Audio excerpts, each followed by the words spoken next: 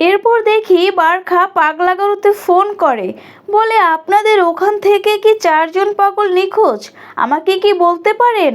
তো তারা বলে তাদের পাগলা গারোর থেকে কোনো পাগল নিখোঁজ হয়নি। পরের সিনে দেখি সবাইকে নতুন পোশাক দিয়েছে, বাট তারা আবার চেন লাগাতে পারে না।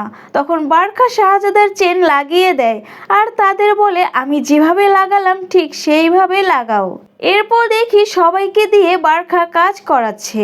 শাহজাদা বলে আমাদের পোশাক কি করেছো, আর এ কোন ধরনের পোশাক আমাদের পরিয়েছো? বারখা তো শুনেও কোনো কথা বলে না। ম্যাম্বো বলে আমাদের কতদিন কাজ করলে তোমার টাকা শোধ হবে? বারখা বলে এভাবে কাজ করলে খুব তাড়াতাড়ি টাকা শোধ হয়ে যাবে। আরেকজন তো কোন চিন্তায় ডুবে আছে কে জানে। শাহজাদা বলে আমাদের পোশাক ফিরিয়ে দাও। বারখা বলে যতক্ষণ আমার টাকা শোধ না করবে ততক্ষণ তোমাদের পোশাক পাবে না। মনে মনে বলে এই মেয়েকে তো ভয়ানক শাস্তি দেওয়া হবে। এদিকে দেখি দাদি অসুস্থ, হাসপাতালে আছে। আন্নিকে বলে আমার মেয়েকে কিছু বলো না। আন্নি বলে ঠিক আছে। পরের সিনে সবাইকে গাড়িতে বসে থাকতে দেখি। তো বারখা যা যা করে যেভাবে করে সবাই বারখাকে ফলো করে। তো হঠাৎ বারখার ফোন বাজলে সবাই তো ভয় পেয়ে যায়। বারখা বলে ভয় পেও না, সবাই খাও। বারখা তখন মনে মনে বলে এরা কি নাটক করছে, এরা কোন ধরনের মানুষ, নাটক ভালোই করে। তো আন্নি বারখাকে ফোন করেছে, বলে আমার সাথে কি রাতে একটু দেখা করতে পারবে? তো বারখা বলে রাতে আমার কাজ আছে। তো আন্নি বলে এখন কি, তাহলে দেখা করতে পারবে? তো বারখা বলে ঠিক আছে, আমি একটু পরেই আসছি। পরের সিনে দেখি বারখা আন্নির সাথে দেখা করতে এসেছে। সবাইকে বলে এখান থেকে কোথাও কেউ যাবে না, আমি একটু আসছি। শাহজাদা বলে আমার এখন বিশ্রামের প্রয়োজন, আমার অনেক কষ্ট হয়েছে। তখন বারখা বলে তুমি কি এমন করলে যে তোমার কষ্ট হয়েছে? এখানেই দাঁড়িয়ে থাকো, আমি আসছি। তখন শাহজাদা বলে তোমাকে অনেক ভয়ানক শাস্তি দেওয়া হবে।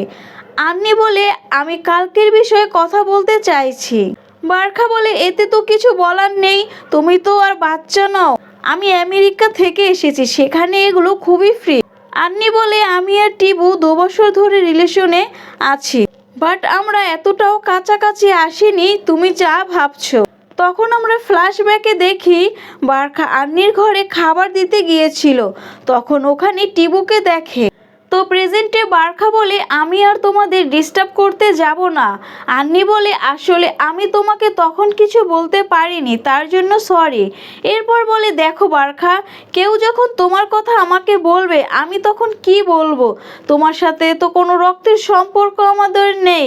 আসলে ছোটবেলায় তোমার সাথে কাটানো সময়গুলো ভালো ছিল না, আর আমার মাকে মামা বলে ডাকবে না। তখন বারখা বলে তুমি এত রুড হচ্ছ কেন, আমি কি কোনো ভুল করেছি? তখন আন্নি বলে পরবর্তীতে কোনো ভুল করলে সেটা ভালো হবে না, আর আমাদের থেকে দূরে থাকো। তো এদিকে দেখি শাহজাদা হাঁটতে হাঁটতে ভিতরে বসা আন্নিকে দেখে ফেলে। দেখেই তো শাহজাদি শাহজাদি বলে ডাকে, আর ডাকতে ডাকতে গিয়ে গ্লাসের সাথে সেই একটা ধাক্কা খায়। দূর থেকে তারা 3জন দেখে দৌড় দেয়। বারখাও দেখে ফেলে, বলে এরা আবার কি করছে। পরের সিনে হাসপাতালে শাহজাদার জ্ঞান ফেরে, আর উঠেই শাহজাদি বলতে বলতে হাসপাতাল থেকে বের হয়ে বাহিরে বসে শাহজাদা বলতে থাকে আজ আমি শাহজাদিকে দেখেছি, আমাকে বিশ্বাস করো আমি শাহজাদিকেই দেখেছি, আমার চোখ কখনো ভুল দেখতে পারে না। সে এই দুনিয়ার মতো পোশাক পরেছিল। দূর থেকে বারখা এগুলো দেখে তো ভীষণ বিরক্ত, বলে এরা কোন ধরনের প্রাণী। এরপর শাহজাদাকে গিয়ে বলে শাহজাদিকে সেটা তো আমি জানি না, তার বিষয়ে পরে কথা হবে, আর তোমার নাক কেমন, এটা বলে নাক ধরে দেয় একটা চাপ। তো তারা 3জন কিছু বলবে বারখার ভয়ে তাও বলতে পারে না। শাহজাদা বলে আমার নাক ছেড়ে দাও, এটা বলে হাত ছাড়িয়ে দেয়। পরের সিনে সবাইকে হাসপাতালে দেখি। বারখা বলে এই রেডম্যান তোমাকে ডাকলে ভিতরে যাবে, তোমার নাকের এক্স-রে হবে। ও এখন আবার বলবে এক্স-রে কি? তো তোমার এত কিছু বোঝা লাগবে না, তোমাকে ডাকবে আর তুমি ভিতরে যাবে, কোনো প্রশ্ন তাদের করবে না, আর করা হলে এখানে এসে বসবে। তো বারখা চলে যাচ্ছে তখন শাহজাদা উঠে বলে, আমার পুরো বিশ্বাস ওই আমার শাহজাদি। এটা বলে পিছনে তাকিয়ে দেখে বারখা, তো ভয়ে আবার বসে পড়ে। এদিকে দেখি দাদি যাচ্ছে, তখন ওখানে শাহজাদাকে বসে থাকতে দেখে দাদি বলে, টিয়ং। তো এরপরে পিছনে গিয়ে সেখানে গিয়ে আর টিয়ংকে খুঁজে পায় না। এদিকে দেখি টিবো গাড়িতে বসে চিন্তা করছে, বারখার সাথে আমেরিকা বসে দেখা হয়েছিল আর ও এখানে কিভাবে আসলো, এগুলো ভেবে ভেবে অনেক ভয় পেয়ে যায়।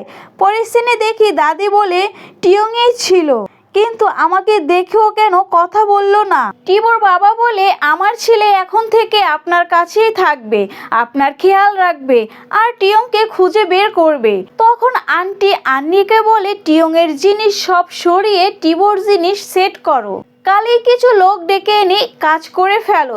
তখন আন্নি কিছু বলে না। যখন দাদি অনুমতি দেয় তখন বলে, ঠিক আছে। টিবু একটা শয়তানি হাসি দেয়। শাহজাদা বলে, আমরা কিভাবে ফিরে যাব? ইউনসুল বলে, আমাদের এই জায়গা ছেড়ে দেওয়া উচিত। শাহজাদা বলে, আমরা কিভাবেই ফিরে যাব? ম্যাম্বো বলে, আমরা এই ছাদের ঘরে প্রথমে এসেছিলাম, তাই আমার মনে হয় এই ঘর থেকেই কোনো না কোনো পথ খুঁজে পাওয়া যাবে। ডুচিং বলে, আমাদের এই ছাদের ঘর ছাড়া ঠিক হবে না। শাহজাদা বলে, তোমরা এটা বলতে চাইছো এই ঘর ছাড়া ঠিক হবে না? তখন বলে শাহজাদা, আমরা শাহজাদিকে বিষ দিয়েছে তার খোঁজ করতে করতে এই দুনিয়ায় হঠাৎ করেই চলে এলাম।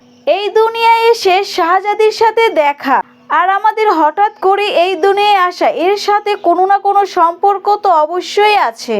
তোমরা চিন্তা করো না, আমি এই ছাদের ঘর থেকে ফিরে যাওয়ার কোনো না কোনো পথ খুঁজে বের করবই। তখন তারা তিনজন বলে, ঠিক আছে আলিজা।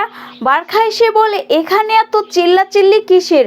সবাই ঘুমাও, কাল কাজে কি তোমাদের বাপ যাবে? সবাই ঘুমাতে চলে যাও। পরের সিনে দেখি বারখার ঘুম আসে না, আন্নির কথাগুলো মনে করে মন খারাপ হয়ে যায়। এদিকে শাহজাদারও ঘুম আসে না। এরপর দেখি বারখা বাহিরে এসে দেখে রেডম্যান দাঁড়িয়ে আছে, তখন চলে যেতে থাকে। তখন শাহজাদা বলে, তুমি ঘুমাওনি? বারখা বলে, তারা সবাই নাক ডাকছে, শব্দে আমার ঘুম আসছে না, কিন্তু তুমি ঘুমাওনি কেন? শাহজাদা বলে, আজ আমার মন ভালো নেই। তখন বারখা ড্রিঙ্ক বের করে আর দুজনে বসে ড্রিঙ্ক করে আর দুজনেই খুব মজা করে।